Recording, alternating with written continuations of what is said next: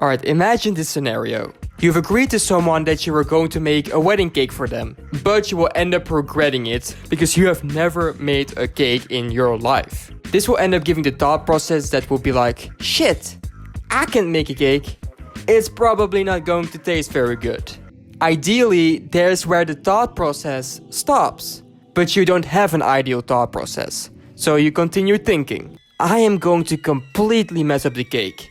It's going to look ugly as hell. Everyone's going to laugh at it.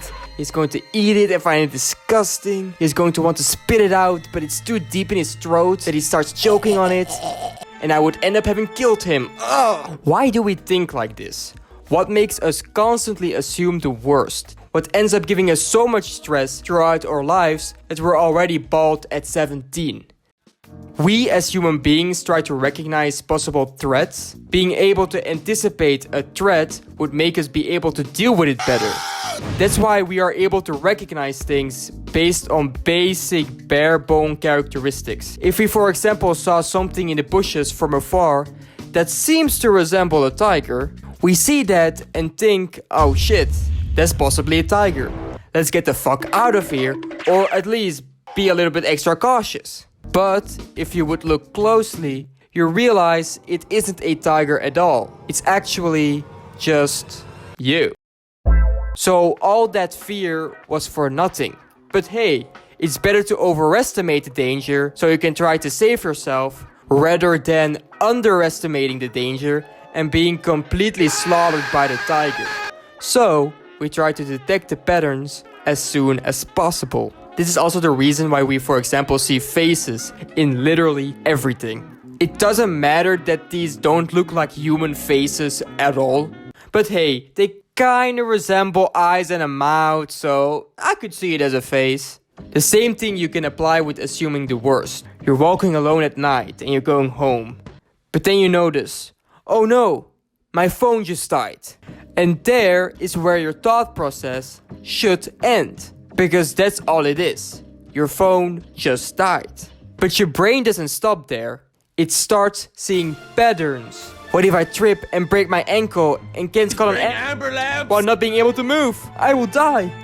What if I lost my way and can't look it up on Google Maps and never get home and die? What if I get kidnapped and nobody can know where my location is? I will die. Nothing about the fact that your phone dies means that those things will happen to you, but we still assume it. Because we don't base it off objective reality, we base it off possible patterns we see and see that as truth. We call this catastrophizing. It's when your mind tries to protect you by imagining the worst possible outcome, what can be for physical danger, but now it's also protecting you for emotional reasons. Assuming the worst would make it so that you get emotionally prepared, so when the worst does happen, you've already accepted it in a sense. What would end up making the blow hit a lot less hard. But by accepting it before it happened would also make you feel those negative feelings, whether it actually happened or not. What is not so great for your mental health. So, at the end of the day, catastrophizing is horrible for you, and if you think about it, it's also absolutely ridiculous. If we were walking together, because that's what we do, because we're friends, right? And you are looking at the sky and you see a cloud that looks like this, and you're like, wow, it kinda looks like a dinosaur. Imagine if I was like, oh my god, it's a dinosaur, it's going to eat us. You would think I am crazy. Just because something looks like a dinosaur doesn't mean it is a dinosaur. I see a cloud and I come to the conclusion that it's going to eat me. What you would probably think is an insane thing to assume, while you also do this on a regular basis. The only difference being that even when you can't unsee that it has a form of a dinosaur, you can still recognize it's a cloud and not actually a dinosaur.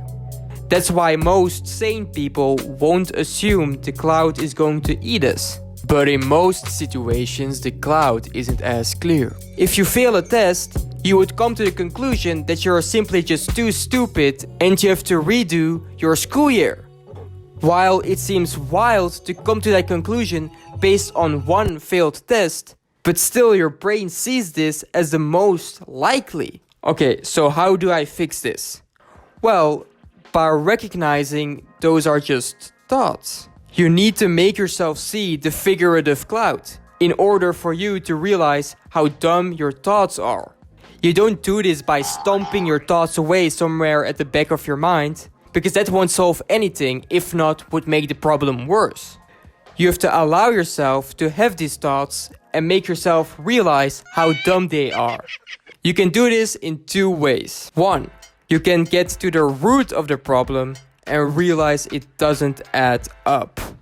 So you go back to the failed test example. Go back to the roots why you think you failed the test. Didn't you study well? Didn't you sleep well? Maybe it was just a fluke. And boom, all the other patterns open up and you realize your brain just made you automatically pick the worst one. The second thing you can do is actually add on that negative thought. What seems counterintuitive, but hear me out.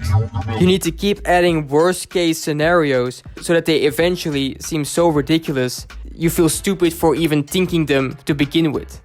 If we go back to the test example, you fail the test. You will never succeed at school, you never get a job, your friends and family are gonna abandon you because you're too stupid. Aliens come to Earth and kidnap everyone to dissect their brain. Except yours, because you're the only one who doesn't have a valuable brain for them. And now you end up alone on Earth. Now the pattern your brain automatically creates seems a lot less legit. And then you can finally say that this actually looks more like an elephant. Thank you for watching.